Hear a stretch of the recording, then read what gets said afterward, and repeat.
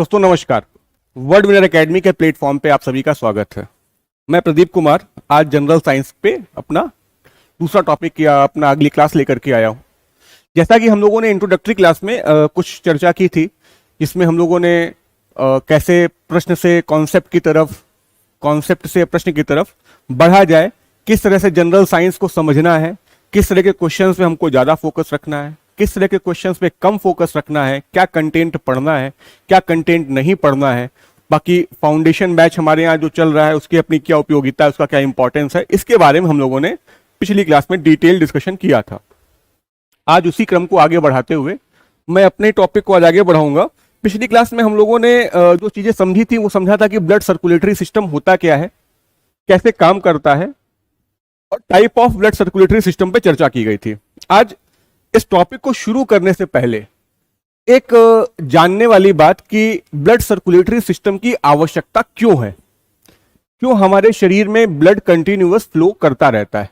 जब आप इसको जान लेंगे तो इसके बाद के जो टॉपिक है कंटेंट ऑफ ब्लड यानी component of blood like plasma and plasma cells, इन पे अलग से डिस्कशन कर लिया जाएगा।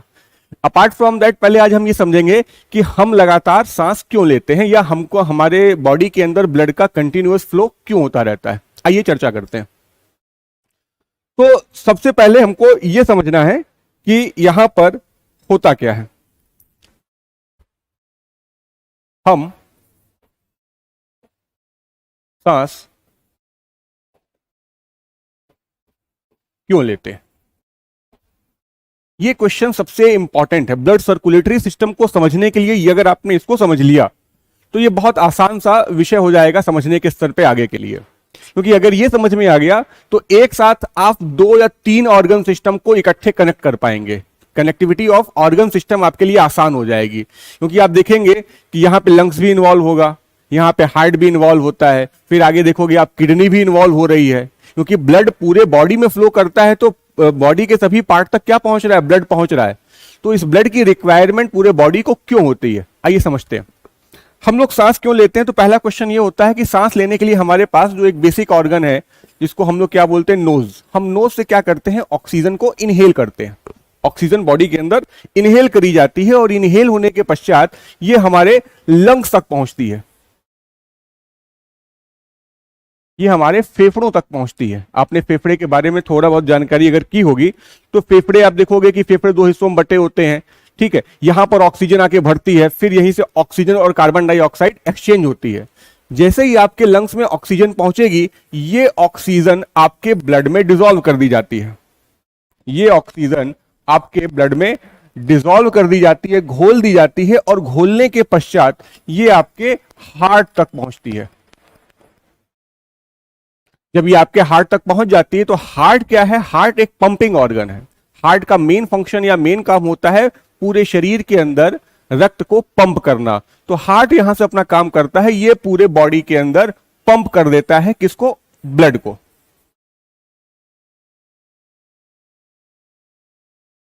Pump to whole body. Heart ने इस ऑक्सीजन रिच ब्लड या इस O2 रिच ब्लड को क्या कर दिया, पंप कर दिया। अब पंप करने के बाद की कहानी हमको समझनी पड़ेगी कि ऐसा होता क्यों है। हमारे पूरे शरीर को ऑक्सीजन क्यों चाहिए होती है। हमारे पूरे शरीर को ऑक्सीजन इसलिए चाहिए होती है क्योंकि ऑक्सीजन एक मेन कंपोनेंट होता है जो एनर्जी क्रिएट करने में आवश्यक होता है। जैसा कि हम लोगों ने पिछली क्लास में पढ़ा था कि पूरा शरीर कोशिकाओं से मिलकर बना है। ये सभी कोशिकाएं क्या बनाती हैं, ऊतक का निर्माण करती हैं, और इन ऊतकों के निर्माण के पश्चात ऑर्गन बनते हैं, और यही ऑर्गन आपस में मिलकर क्या बनाते हैं, ऑर्गन सिस्टम बनाते हैं। कि कोई पर्टिकुलर ऑर्गन सिस्टम या पर्टिकुलर बहुत सारे ऑर्गन मिलकर एक काम कर रहे हो तो उनको हम लोग क्या बोलते हैं, ऑर्गन सिस्टम बोलते हैं। और यही ऑर्गन सिस्टम का कलेक्शन हमारे बॉडी स्ट्रक्चर को प्रिपेयर करता है। तो यहां पर सभी कोशिकाओं के पास, आपने पढ़ा होगा शुरुआती दौर में कि कोशिका के अंदर एक माइटोकॉन्ड्रिया नामक ऑर्गेनेली या कोशिकांग पाया जाता है, जिसको हम लोग power house of the cell कहते हैं। Power house of the cell मतलब क्या होता है इसका, कि पावर हाउस यानी कि वो लगातार एनर्जी क्रिएट करता है। द ह्यूज अमाउंट में एनर्जी क्या करता है, वो क्रिएट करता है। तो यहां से हमको समझना पड़ेगा कि एनर्जी क्रिएट करने के लिए 2 कंपोनेंट चाहिए होते हैं। पहला फ्यूल, ईंधन, दूसरा ऑक्सीजन उस फ्यूल को बर्न करने के लिए हमें क्या चाहिए होती है? ऑक्सीजन चाहिए होती है। और यही ऑक्सीजन पूरे बॉडी में ट्रेवल कौन करवाता है? ब्लड। ब्लड सभी सेल कंपोनेंट के पास, सभी टिश्यू के पास ऑक्सीजन लेकर के पहुंचता है, जहां से हम लोग क्या करते हैं? इस ऑक्सीजन की सहायता से उस फ्यूल का ऑक्सीडेशन करते हैं और एनर्जी प्रोड्यूस करते हैं। किस रूप में? एटीपी के रूप में, एडेनोसिन ट्राइफॉस्फेट के रूप में। यहां से जैसे ही एनर्जी, ये सेल है, इस कोशिका में जैसे ही एनर्जी प्रोड्यूस हो जाती है तो यहां से एक बाई प्रोडक्ट जनरेट होता है, उप उत्पाद उत्पन्न होता है। ये उप उत्पाद होता क्या है? आप इसको आसान भाषा में समझ सकते हैं। अगर आपने बाइक देखी होगी तो बाइक में जैसे हम लोग फ्यूल डलवाते हैं तो फ्यूल डलवाने से गाड़ी नहीं चलती है। आप क्या करते हैं? किक मारते हैं, उसमें एक एयर फिल्टर लगा होता है जिससे एयर आती है। कंबशन चैम्बर में फ्यूल पहुंचता है, एयर पहुंचती है और आग लगा दी जाती है with the help of spark plug, और आपकी गाड़ी स्टार्ट हो जाती है। आप गियर लगाते हैं, गाड़ी आपकी आगे बढ़ना शुरू हो जाती है। लेकिन जैसे फ्यूल का कंबशन होता है वैसे वैसे उसमें कुछ अमाउंट ऑफ वेस्ट भी क्या होता है? क्रिएट होता है। उस वेस्ट को गाड़ी से बाहर निकालना होता है। ठीक उसी प्रकार से जैसे ही यहां कोशिका एनर्जी जनरेट करेगी एटीपी के रूप में, उसके बाद वहां पर एक वेस्ट क्रिएट होगा जिसको हम लोग क्या बोलते हैं? CO2। ये CO2 फिर से आपके ब्लड में डिसॉल्व हो जाएगी और डिसॉल्व होने के बाद आपके ब्लड में आकर के मिल जाएगी। जैसे ब्लड में आके मिलेगी, ब्लड सब पूरा का पूरा ब्लड कहां पहुंचा दिया जाएगा? हार्ट के पास। हार्ट क्या करेगा? पंपिंग ऑर्गन है, ये इसको भेज देगा किसके पास? लंग्स के पास। यहां से CO2 फिर से एक्सचेंज हो जाएगी और ये आपका कंप्लीट नोज तक CO2 पहुंचेगी, जिसको हम लोग बॉडी से वॉश आउट करेंगे। तो इस प्रकार से ये कंप्लीट सिस्टम आपके बॉडी में चलता रहता है। ठीक है, आइए आगे समझते हैं इसके अंदर क्या क्या चीजें हमने सीखी। बड़े गौर से देखिएगा। जो ये हिस्सा है ये कहलाता है एक्सटर्नल रेस्पिरेटरी सिस्टम। ये कंप्लीट हिस्सा जहां से आपका ये कंप्लीट यहां तक, ये कंप्लीट यहां तक, ये कहलाता है आपका ब्लड सर्कुलेटरी सिस्टम। ठीक है, और ये वाला हिस्सा जो कोशिका में हो रहा है ये कहलाता है इंटरनल रेस्पिरेशन। तो इस प्रकार आप देखेंगे कि कंप्लीट ऑक्सीजन के पूरे बॉडी में मूवमेंट या CO2 के मूवमेंट को हम लोग क्या बोलते हैं? कार्डियोवैस्कुलर सिस्टम या ब्लड सर्कुलेटरी सिस्टम बोलते हैं। लेकिन इस ब्लड सर्कुलेटरी सिस्टम में आप देखोगे कि रेस्पिरेटरी सिस्टम भी क्या होता है? इन्वॉल्व होता है। रिक्वायरमेंट ऑफ ऑक्सीजन आपको क्यों पड़ी? आपको समझ में आ ही गया होगा कि हमको ऑक्सीजन की आवश्यकता क्यों है और हमको CO2 को क्यों बाहर निकालना पड़ता है। ठीक इसके बाद हम लोग अब बात करेंगे वापस से अपने टॉपिक पे। चलिए आइए आगे देखते हैं। तो आज हम लोग अपना डिस्कशन आगे करेंगे। तो सबसे पहला चीज, ह्यूमन ब्लड सर्कुलेटरी सिस्टम क्या होता है और part of human blood circulatory system में क्या चीजें आती हैं। ह्यूमन ब्लड सर्कुलेटरी सिस्टम है क्या? देखिए, हमारे शरीर के अंदर किसी भी पदार्थ के ट्रांसपोर्टेशन का केवल एक मीडियम होता है। अब पदार्थों की बात अभी करेंगे, क्या क्या ट्रांसपोर्ट होता है। तो सबसे पहली चीज, शरीर के अंदर किसी भी पदार्थ का जो ट्रांसपोर्टेशन होता है, सब्सटेंस का ट्रांसपोर्टेशन, किसी भी सब्सटेंस का ट्रांसपोर्टेशन जो केमिकल एक्सचेंज हो रहे हैं, जैसे हार्मोन, जैसे प्रोटीन, जैसे वेस्ट, जैसे न्यूट्रिशन, जैसे ऑक्सीजन, जैसे कार्बन डाइऑक्साइड। तो इस प्रकार से ये कह सकते हैं कि गैसेस और अदर्स केमिकल सब्सटेंसेस जिसका पूरे बॉडी में ट्रांसपोर्टेशन कराना होता है, इसके लिए एक पूरा सर्कुलेटरी सिस्टम डेवलप किया जाता है with the help of different type of organs. विभिन्न विभिन्न अंगों के माध्यम से हम इन सभी का ट्रांसपोर्टेशन पूरे बॉडी में करवाते हैं। इसी को हम लोग क्या बोलते हैं? Blood circulatory system. कि ब्लड के सर्कुलेशन के माध्यम से जिन जिन पदार्थों का पूरे शरीर में क्या हो रहा हो, परिवहन हो रहा हो, ट्रांसपोर्टेशन हो रहा हो, और वो अपने विभिन्न कार्यों को आसानी से कर सकते हो, उसी को हम लोग क्या बोलेंगे? Blood circulatory system. तो ब्लड सर्कुलेटरी सिस्टम में सबसे खास बात यह होती है कि सर्कुलेशन किसका होता है? ब्लड का। और ब्लड अपने सर्कुलेशन के माध्यम से ही इन सभी पदार्थों को क्या करता है? पूरे बॉडी में ट्रैवल करवाता है। चाहे वो न्यूट्रिशन हो, चाहे वो ऑक्सीजन हो, चाहे वो कार्बन डाइऑक्साइड्स हो, इन सभी का ट्रांसपोर्टेशन लगातार आपके बॉडी में कंटिन्यूअसली बना रहता है। इसी को हम लोग क्या बोलेंगे? Blood circulatory system. यहां तक आपको समझ में आ गया होगा, मुझे उम्मीद है। अब बात आती है part of blood circulatory system. देखिए, जैसा हम लोगों ने शुरू में पढ़ा था कि ब्लड सर्कुलेटरी सिस्टम या किसी भी ऑर्गन सिस्टम के बारे में जब चर्चा हुई थी, तो ऑर्गन सिस्टम का काम क्या था? कोई भी ऑर्गन सीधे तैयार नहीं होता है। ऑर्गन की या किसी भी शरीर की या सबसे बेसिक लिविंग यूनिट क्या होती है? कोशिका। बहुत सारी कोशिकाएं आपस में मिलकर किसको प्रिपेयर करती हैं? ऑर्गन को, सॉरी टिश्यू को। और ये बहुत सारे टिश्यू आपस में मिलकर क्या बनाते हैं? एक पर्टिकुलर ऑर्गन। और जब बहुत सारे ऑर्गन, जैसे आपका लिवर है, पैनक्रियाज है, किडनी है, हार्ट है, कैपलरीज हैं, ब्लड कैपलरीज हैं, ब्लड वेसल्स हैं, आर्टरीज हैं, वीन्स हैं, ठीक है, ह्यूमन ब्रेन है, नर्वस है, नर्व्स हैं, तो ये सभी क्या है? Different type of organs, gland हैं, डिफरेंट टाइप ऑफ ऑर्गन्स। लेकिन जब पर्टिकुलर बहुत सारे ऑर्गन मिल करके केवल एक ही कार्य को कर रहे हो, बात को बड़े गौर से सुनिएगा, बहुत सारे organ, there are multiple organ which perform a certain and specific task, कि एक निश्चित काम ही कर रहे हो, वो सभी मिलकर के क्या कहलाएंगे? Organ system. क्योंकि उनके ऑर्गन के कंप्लीट स्ट्रक्चर से या उनके कंप्लीट एक सिस्टमैटिक बिहेवियर से कोई एक पर्टिकुलर टास्क परफॉर्म हो रहा होगा। आइए यहां पर देखते हैं। ह्यूमन ब्लड सर्कुलेटरी सिस्टम में हमको क्या क्या चाहिए? सबसे पहली बात, किसका सर्कुलेशन करवाना है भाई? ब्लड का। तो आपको सबसे पहले क्या चाहिए? ब्लड। आप ब्लड का सर्कुलेशन करवाएंगे। ब्लड का सर्कुलेशन स्वयं नहीं होगा।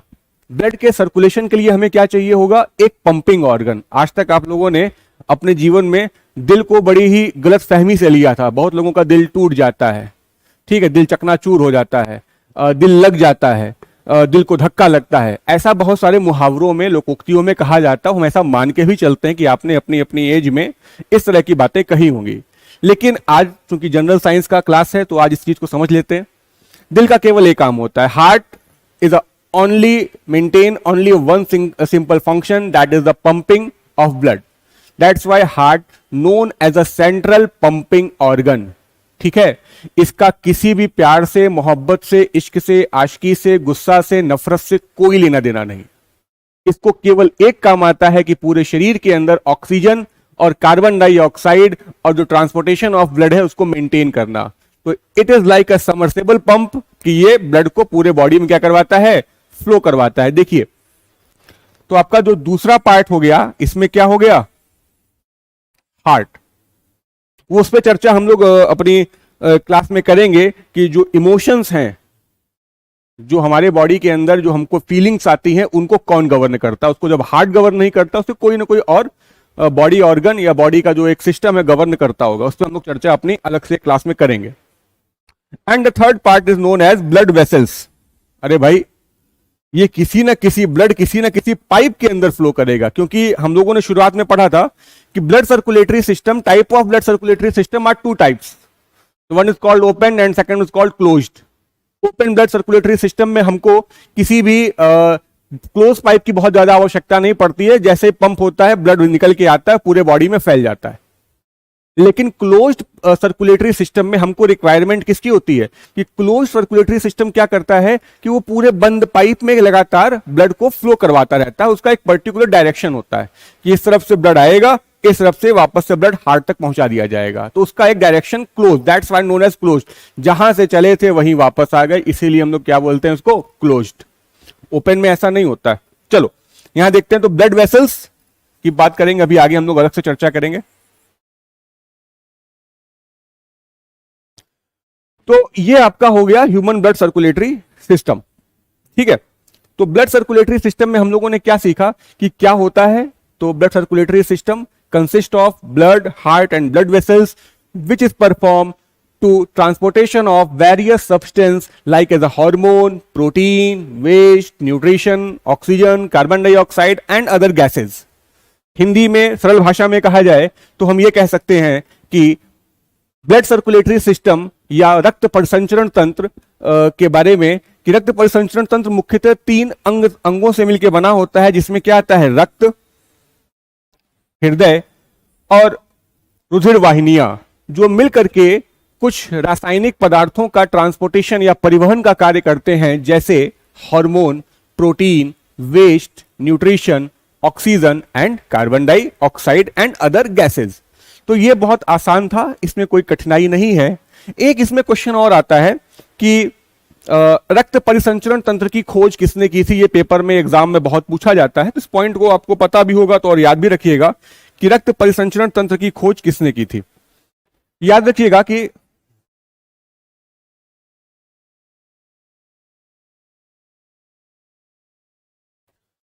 रक्त परिसंचरण तंत्र की खोज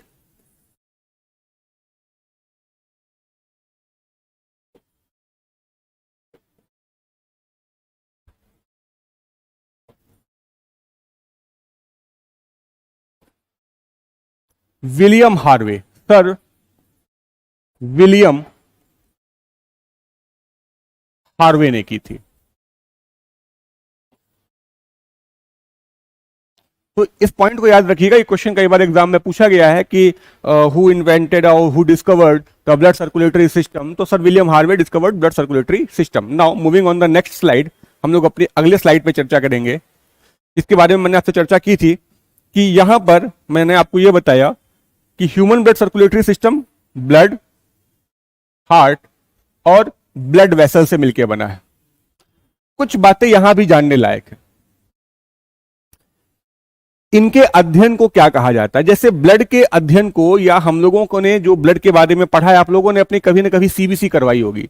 सीबीसी का मतलब होता है कंप्लीट ब्लड काउंट। उस पर अभी चर्चा करेंगे जब ब्लड के बारे में पढ़ेंगे, ब्लड कंपोनेंट्स को देखेंगे।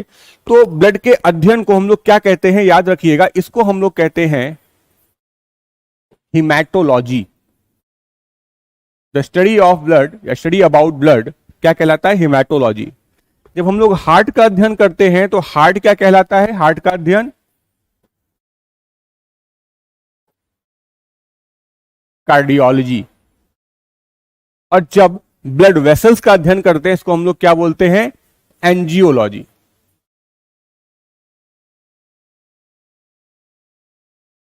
तो the study about blood vessel known as angiology, the study about heart known as cardiology and the study about blood known as haematology. तो इन ये एक वन लाइनर के क्वेश्चन बनते हैं एग्जाम में कि पूछ लिया जाता है कि हृदय के अध्ययन को या ब्लड वेसल्स के अध्ययन को हम लोग क्या कहेंगे। तो उसका मैंने आपको यहां पर डिटेल डिस्कशन कर दिया है। चलिए आइए आगे बात करते हैं। आगे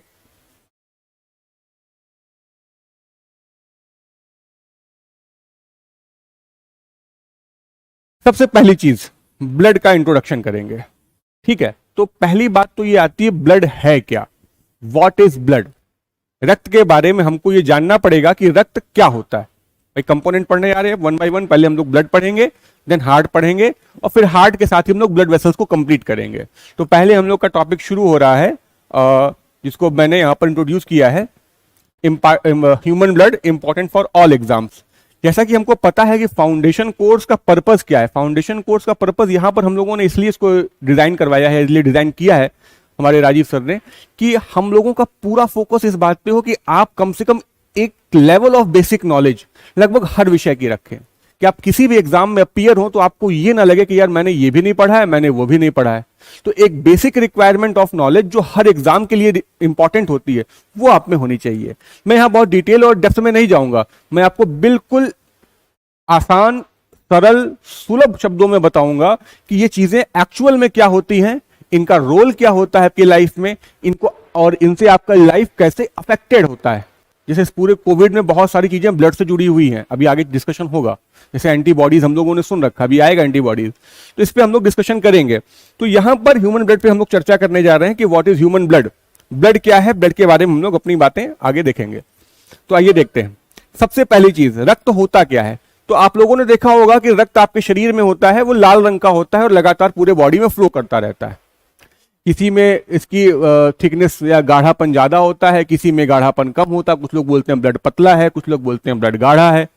तो बेसिकली पहला तो क्वेश्चन ये आता है ब्लड है क्या। तो याद रखिएगा ब्लड क्या है, एक फ्लूइड कनेक्टिव टिश्यू होता है। फ्लूइड कनेक्टिव टिश्यू ये इंपॉर्टेंट है, ये पूछा जाने वाला क्वेश्चन होता है। रक्त क्या है, तो एक तरल संयोजी ऊतक। तरल संयोजी ऊतक या फ्लूइड कनेक्टिव टिश्यू का मतलब क्या होता है कि ये फ्लूइड फॉर्म में पाया जाता है, पूरे बॉडी के अंदर ये कनेक्टिविटी प्रोवाइड कराता है, और इसी कनेक्टिविटी प्रोवाइड कराने के कारण ही ये हमारे लिए क्या बन जाता है, ट्रांसपोर्टेशन मीडियम बन जाता है कि ये किसी भी पदार्थ का पूरे शरीर में क्या करवा सकता है, ट्रांसपोर्टेशन करवा सकता है। और चूंकि ये बहुत सारी कोशिकाओं से मिलकर बना होता है, इसलिए इसको हम लोग क्या बोलते हैं, connective tissue. That's why it is known as a connective tissue. तो ये फ्लूइड कनेक्टिव टिश्यू होता है जिसका पीएच या जिसका नेचर कैसा होता है, बेसिक नेचर होता है। अब यहां पे क्वेश्चन आ गया, सर ये बेसिक क्या होता है और एसिडिक क्या होता है और न्यूट्रल क्या होता है। तो इसको मैं आपको थोड़ा सा जानकारी दिए दे रहा हूं, फिर वापस इस पे आते हैं। देखिए,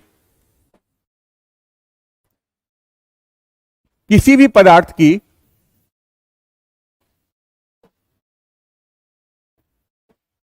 किसी भी पदार्थ की क्षारीयता, अम्लीयता और उदासीनता, 3 नेचर मिलेगा आपको, का पता लगाने के लिए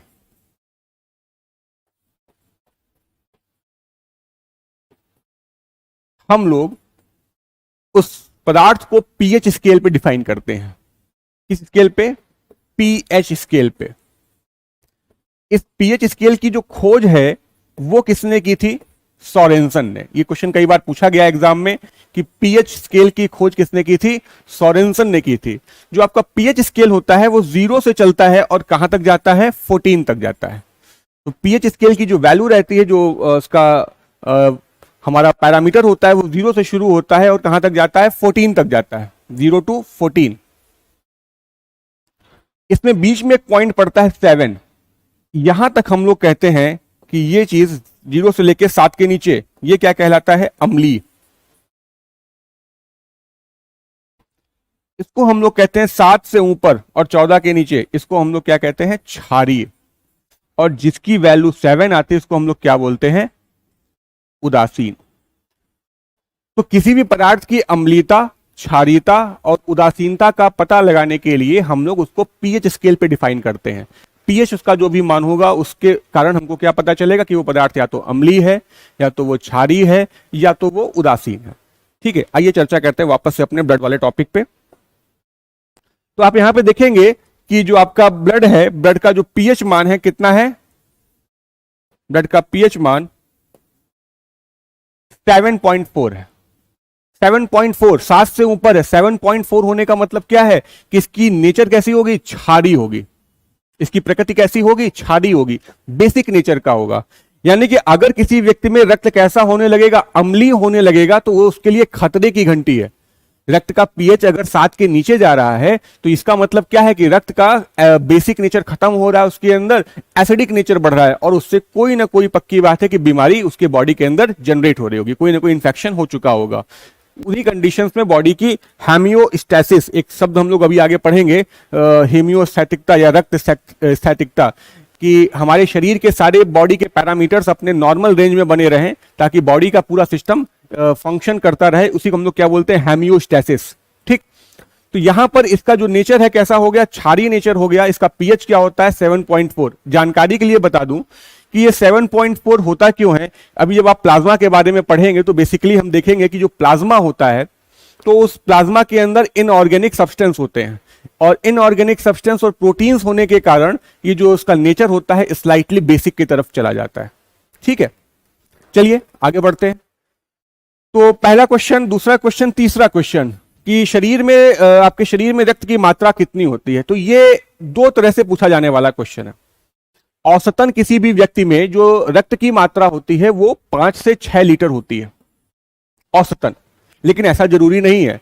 कई बार एग्जाम में person to person body weight दे करके क्वेश्चन पूछा गया कि कोई व्यक्ति 80 किलो का है तो उसके शरीर में रक्त की मात्रा कितनी होगी, कोई व्यक्ति 50 किलो का है तो उसके शरीर में रक्त की मात्रा कितनी होगी। इस तरह का क्वेश्चन इससे डिसाइड नहीं किया जाएगा। इसके लिए हमको एक उसका जनरल पैरामीटर यूज करना पड़ेगा कि याद रखिएगा कि रक्त की मात्रा हम लोग औसतन लेते हैं 5 से 6 litre, blood volume approx 5 to 6 litre, और यानी कि इसके अलावा शरीर के भार का 7 से 8% होता है। यानी कि जो बॉडी वेट होगा, बॉडी वेट अगर किसी का बॉडी वेट 50 किलो है तो 50 का वो 7 to 8% आपको निकालना पड़ेगा। ठीक है, अगर किसी का 80 किलो वेट है तो 80 किलो का 7 to 8% निकालना पड़ेगा। अगर किसी का वेट 100 किलो है तो 7 to 8% निकालना पड़ेगा। तो depend on the body weight. ठीक है, ये ऑल्सो वी कैन से कि average volume that is known as 5 to 6 litre, महिलाओं में स्लाइटली आपको हाफ लीटर कम मिलेगा। अगर वेट देकर के क्वेश्चन पूछा जाएगा तो आपको 7 to 8% से निकालना पड़ेगा, तब वहां 5 से 6 लीटर स्टैंडर्ड नहीं माना जाएगा, क्योंकि बॉडी वेट पे भी हमारा ब्लड वॉल्यूम डिपेंड करता है। नाउ यहां तक अगर समझ में आ गया हो तो हम लोग आगे बढ़ते हैं और आसान भाषा में फिर से समझने का प्रयास करते हैं काम क्या होता है। तो मैंने काम के बारे में पहले भी बताया है कि ब्लड क्या करता है। Blood is a transportation medium. Blood हमको ट्रांसपोर्टेशन मीडियम प्रोवाइड कराता है। किन किन चीजों का, जिसके बारे में चर्चा हम लोग कर चुके हैं। The provide transportation of gases like oxygen, carbon dioxide, nutrition. Nutrition में क्या क्या चीजें आती हैं भाई? कार्बोहाइड्रेट आता है, प्रोटीन आता है, फैट्स आता है। फैट्स को हम लोग यहां बोलते हैं लिपिड। ऑल्सो याद रखिएगा कि यहां पर फैट को हम लोग फैट नहीं बोलते हैं, क्या बोलते हैं? लिपिड बोलते हैं। तो लिपिड का भी ट्रांसपोर्टेशन कराना। वेस्ट, जो वेस्ट होता है, वेस्ट क्या होता है बॉडी के अंदर? यूरिया, यूरिया है, यूरिक एसिड, ये सभी क्या कहलाते हैं? वेस्ट कहलाते हैं। Now plasma protein and etcetera, यानी कि इन सभी का ट्रांसपोर्टेशन कौन प्रोवाइड कराता है? हमको ब्लड प्रोवाइड कराता है। तो it is introductory part of the blood कि blood is a fluid connective tissue having the pH value of 7.4, slightly in basic nature. The volume of blood is 5 to 6 litre और 7 to 8% of body weight, which provide us transportation medium of various chemical substances like as a gas, like as a nutrition, like as a hormones, like as a waste product. So this is simply introductory part of blood. I hope आपको समझ में आया होगा। बहुत आसान, बहुत सरल, बहुत सुलभ शब्दों में मैंने समझाने का प्रयास किया है। मैं आपको बायोलॉजी टेक्निकलिटी के साथ नहीं पढ़ाऊंगा। मैंने इसलिए कोशिका से शुरू नहीं किया, मैंने इसलिए आपको ह्यूमन फिजियोलॉजी से शुरू किया, ताकि सबसे पहले आप अपने शरीर के बारे में जानें। आप अपने शरीर को जब जानना शुरू करेंगे तब आप कोशिका तक अपने आप पहुंच जाएंगे। लेकिन जब आपने कोशिका देखी नहीं है, आपने बॉडी ऑर्गन्स देखे हैं, आपने हाई बीपी सुना है, लो बीपी सुना है, शुगर सुना है, कोविड सुना है, कोविड से अफेक्टेड भी हुए हैं बहुत सारे लोग। तो जैसे जैसे आप इन सब चीजों के बारे में जानना शुरू करेंगे तो आपकी क्यूरियोसिटी बढ़ने लगेगी, और जब क्यूरियोसिटी बढ़ेगी तो आप अपने आप इसके लिए भागना शुरू करेंगे, सीखने के लिए। ठीक है, चलिए आइए अगली स्लाइड देखते हैं क्या है उसमें। ओके, कंपोनेंट ऑफ ब्लड, आइए इस पे चर्चा करते हैं। What is component of blood? Component of blood की बात करी जाएगी तो बेसिकली ब्लड के दो कंपोनेंट होते हैं। Number one is known as a plasma, second one is known as a blood sales.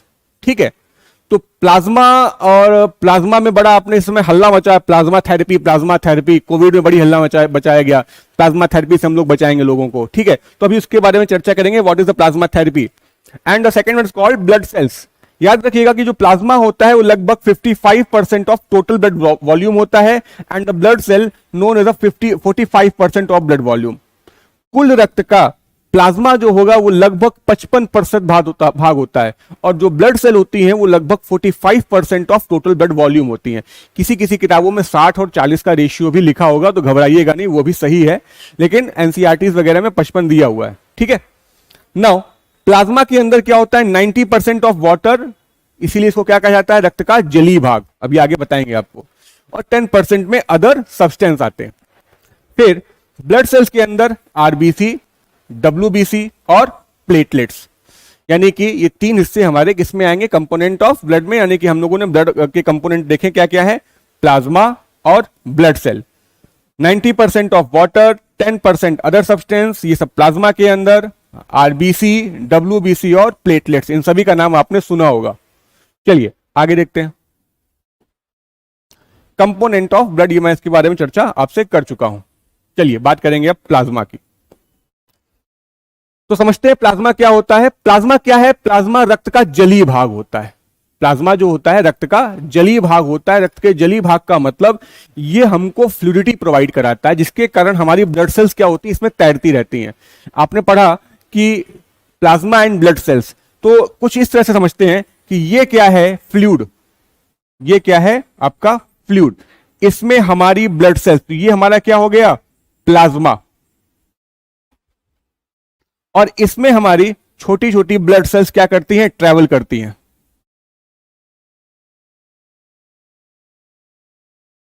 ये सपोज कीजिए आरबीसी हो गया, ये डब्ल्यूबीसी हो गया, ये हमारा प्लेटलेट्स हो गया। तो प्लाज्मा क्या है? फ्लूइड पार्ट ऑफ ब्लड है, जिसमें हमारी ब्लड सेल्स क्या करती हैं? फ्लोट करती हैं। The plasma is the fluid part और watery substance of blood in which the blood cells are floated. यहां पे ब्लड सेल्स क्या करती हैं? तैरती रहती हैं। तो प्लाज्मा रक्त का जलीय भाग है। ये क्वेश्चन कई बार पूछा गया, इसको याद रखिएगा। It is the fluid part of a blood. Now second one is called there is 90% of water. मतलब यहां पर क्या है? 90% वाटर रहता है और 10% में क्या पाए जाते हैं? अदर सब्सटेंस पाए जाते हैं। इन अदर सब्सटेंस से हम अपनी अगली स्लाइड में चर्चा करेंगे। नाउ द नेक्स्ट, कुछ इसमें प्लाज्मा प्रोटीन पाए जाते हैं। तो प्लाज्मा प्रोटीन क्या होते हैं? इनको देख लो भाई। प्लाज्मा प्रोटीन पाए जाते हैं लाइक एज एंटीबॉडी। पूरे कोविड में एंटीबॉडी के नाम पे खूब हल्ला मचा, हम लोगों ने खूब एंटीबॉडी एंटीबॉडी चिल्लाया है, और उसको समझने का प्रयास करेंगे आज अपनी क्लास में, ठीक है। Second one known as fibrinogen, ठीक है। नेक्स्ट ग्लोबुलिन, एल्ब्यूमिन, हेपेरिन, ये सभी क्या कहलाते हैं? हमारे प्लाज्मा के प्रोटीन कहलाते हैं। Now moving on, next slide. Plasma and it's component. चलिए, यहां पे बहुत सारी चीजें लिखी हुई हैं, इसको हम लोग अब अपने अलग से इसको समझने का प्रयास करेंगे।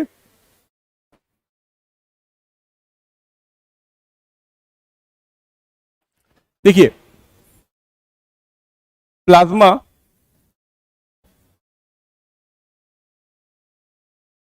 में ये बात तो समझ में आ गई कि प्लाज्मा में 90% क्या है? जल। लेकिन 10% के अंदर सारा खेल होता है, अन्य पदार्थ। अब इस अन्य पदार्थों में क्या है, समझते हैं। नंबर 1, न्यूट्रिशन, पोषक पदार्थ। प्लाज्मा के प्रोटीन,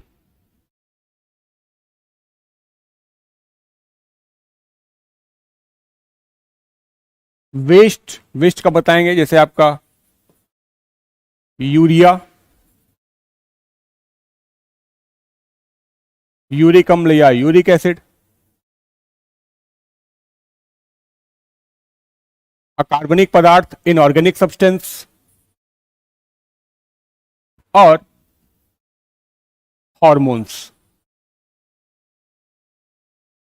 इस प्रकार इन सभी का ट्रांसपोर्टेशन कौन कराता है? हमारा प्लाज्मा कराता है। इसीलिए प्लाज्मा को क्या बोलते हैं? फ्लूइड पार्ट बोलते हैं। अच्छा, आप बड़े गौर से देखोगे, यहां पर वेस्ट प्रोडक्ट किस में आ रहा है? प्लाज्मा में आ रहा है। तो हमारे ब्लड को छानने का काम कौन करता है? रक्त को छानने का कार्य ये कौन करता है? याद रखिएगा, ये करता है आपकी किडनी। और किडनी में भी आपका कौन काम ही करता है? नेफ्रॉन्स।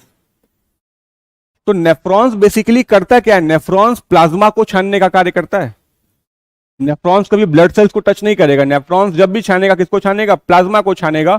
और प्लाज्मा को छानने के क्रम में याद रखिएगा, वो प्लाज्मा प्रोटीन को कभी डिस्टर्ब नहीं करता है। अगर प्लाज्मा प्रोटीन आपके यूरिन में पास आउट होना शुरू हो जाए तो ये माना जाता है कि आप किसी न किसी बीमारी से ग्रसित हो चुके हैं, यानी कि आपकी किडनी या तो सही काम नहीं कर रही है, आपकी छन्नी का काम बिगड़ चुका, आपकी छन्नी सही चीजें नहीं छान रही है।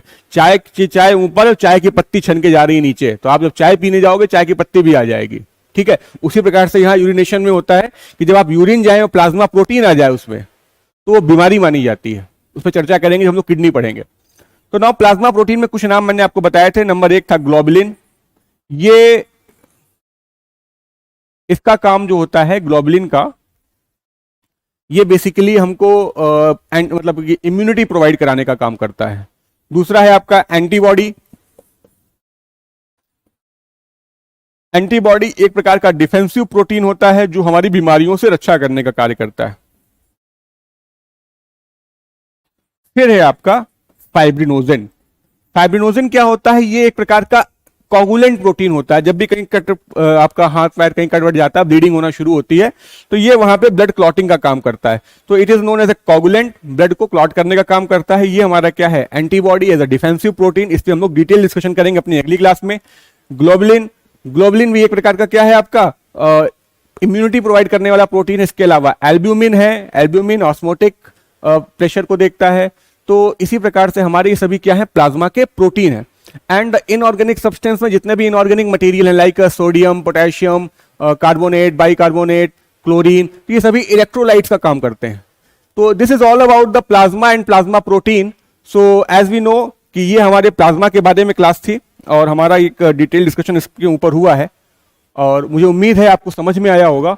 और इस पे हम लोग अपनी अगली चर्चा अपने अगली क्लास में करेंगे, जहां पे हम लोग इसको आगे कंटिन्यू करेंगे। Thank you very much. Hope so समझ में आया होगा। और वर्ड विनर एकेडमी के आप प्लेटफॉर्म पे आप सभी का स्वागत है। सीखिए, समझिए, जानिए और आगे बढ़िए। Thank you very much.